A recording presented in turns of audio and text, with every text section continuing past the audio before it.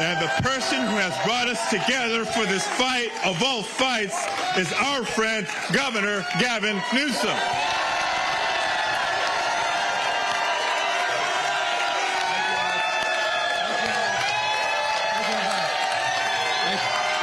Thank you, everybody.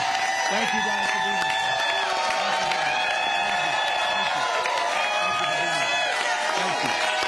Thank you.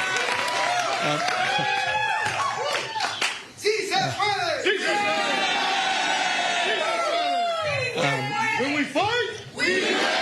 When we fight, we win. Thank you. Thank all of you in the spirit of that African proverb that Senator Padilla was referencing. You want to go fast, go alone. You want to go far, go together. And I look back at this audience, and I look at all of you united in this cause, and I'm reminded where we are at this precious moment in time. We are in Los Angeles. The most diverse city in the most diverse county, in the most diverse state, in the world's most diverse democracy. And I've long believed that the world looks to us, to all of you, to see that it's possible to live together and advance together and prosper together across every conceivable and imaginable difference. What makes LA great, what makes California great, and what makes the United States of America great is that at our best, we don't tolerate our diversity, we celebrate our diversity. And it's a point of pride because we're all in this together. Where are we? At Democracy Center. And right outside, at this exact moment, are dozens and dozens of ICE agents. Donald Trump, you think it's coincidental? No. Donald Trump and his minions, Tom Homan, tough guy, clearly decided, coincidentally or not, that this was a location to advance ICE arrests. Indiscriminate? Perhaps. We'll find out later. It was certainly indiscriminate when a 15-year-old disabled boy had a gun put to his head in Los Angeles trying to go to school just a few days ago.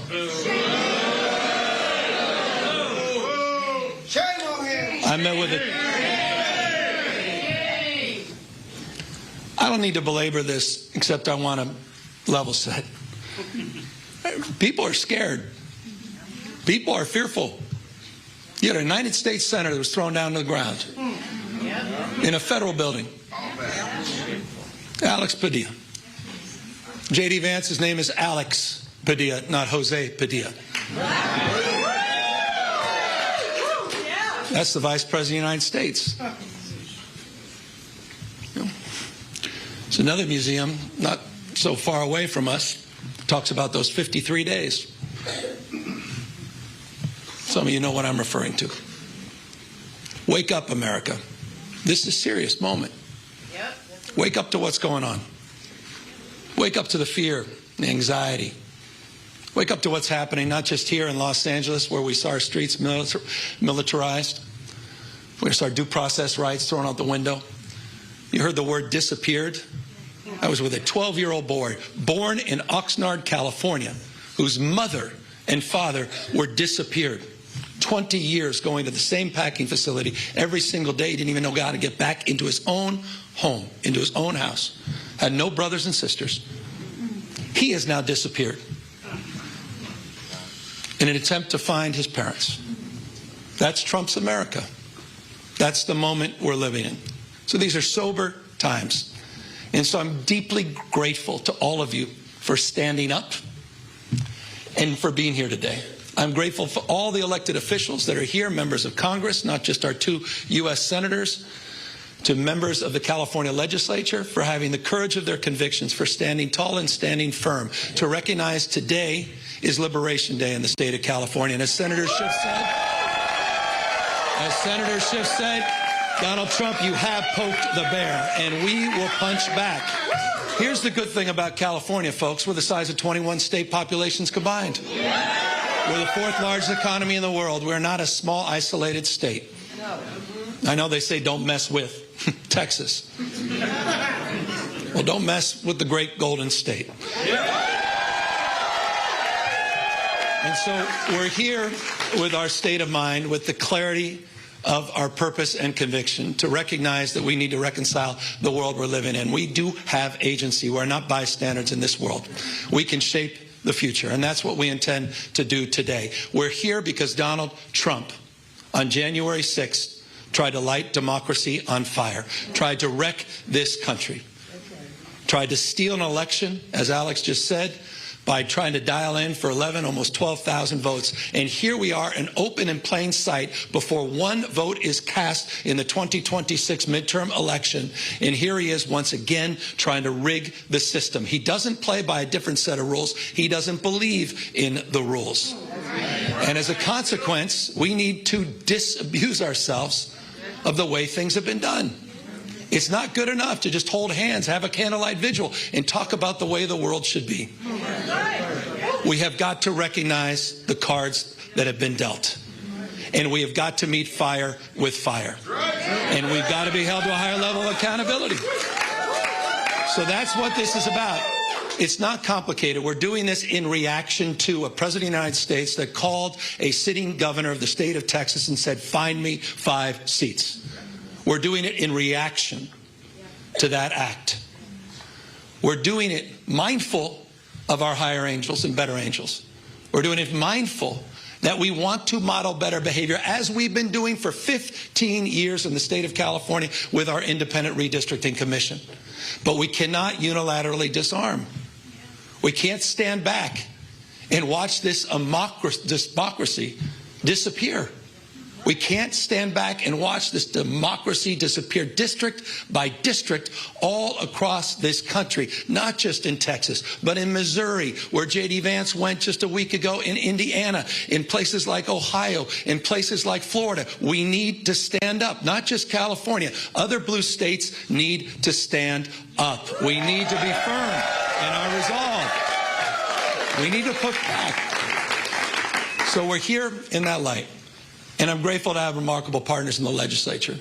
It's a tall task. We're asking them for 2/3 of a legislative consent. But this is the difference. This is the difference between what's happening in Texas and what's happening here in California. We didn't receive a phone call from the President of the United States to then quietly go in the back room and start drawing maps and legislatively try to jam them through against the consent of the people. We're doing precisely the opposite. We're working through a very transparent, temporary, and public process. That's who we are. We're putting the maps on the ballot, and we're giving the power to the people. This will be the first redistricting that's ever done that. That's the difference. We tried to raise the standards, and these guys are not playing by any set of rules. So this time requires us to act anew, not just think anew. And so I'm grateful to all of the remarkable leaders that have stepped up, this unifying effort here in the state of California. And we'll be asking for the people on November 4th, a special election, coinciding with a lot of local municipal elections, to provide a temporary pathway for congressional maps. We will affirm our commitment to the state independent redistricting after the 2030 census. But we're asking the voters for their consent to do midterm redistricting in 2026, 2028, and 2030 for the congressional maps, to respond to what's happening in Texas, to respond what Trump is trying to excite. And we'll do so in a way that also affirms our desire as a state to level the playing field all across the United States. We believe in a national independent redistricting framework. And we believe that's the right goal and the right thing to pursue. And I will just state for the fact, Zoe Lofgren, who runs our California delegation, she authored the bill. Democrats unanimously supported that National Independent Redistricting Commission. Republicans were nowhere to be found. They want to rig these elections, and they want the power that gerrymandering provides, because they know what Donald Trump knows. He's going to lose the midterms. He knows de facto his presidency ends in 17 months, when Speaker Jeffries is back in office. He knows it. Why else? Why else would you try to rig the system? Why else would you make the phone call? He's a failed president. Who else sends ICE same time having a conversation like this? Someone who's weak. Someone who's broken. Someone whose weakness is masquerading as strength. That's what he does. The most unpopular president in modern history. An economy that's collapsing all around him. You saw the new wholesale prices going up almost a full percentage point today. Inflation is going up. Job creation is going down. He's trying to rewrite history, Smithsonian, censoring historical facts. And in the spirit of what Adam Schiff said, he's trying to put America in reverse on voting rights, civil rights, LGBTQ rights, on women's rights. He wants to bring us back to a pre-1960s world. That's what this is all about. It's about power, and I want to end on this. And we are about to give power back to the people.